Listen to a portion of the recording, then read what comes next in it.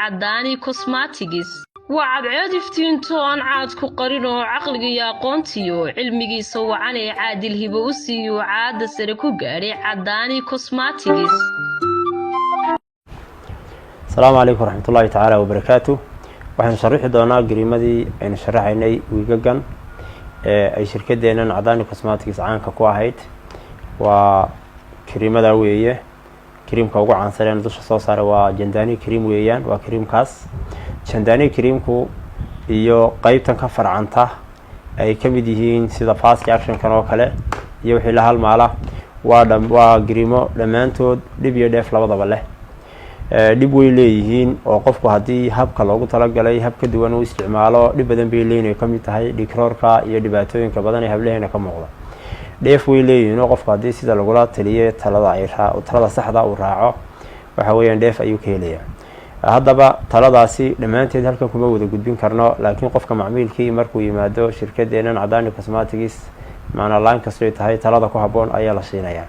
waxa dhici karta mararka qaar ku dadka noo yimaada inaanu u aqoonsano inaanu iskinkoodu qaadiba kareynin gariimka kan oo uu qaadi karayo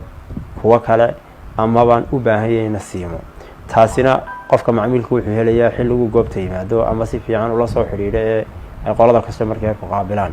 macaamiisha marka sharaftii ciisiga leh waxaanu kula talinaynaa gariimada hadii sideeda loo isticmaalo wanaag badan ay leeyihiin hadii aan loo isticmaalay dhibteeda inay leeyihiin gariimadana ay kaba sii xaq jiraan kamerigan macna qolay qaybtan Pakistaniinta ay ka sii xaq jiraan oo side effect xun ay leeyihiin hadii in yar xataa isticmaalka laga weedo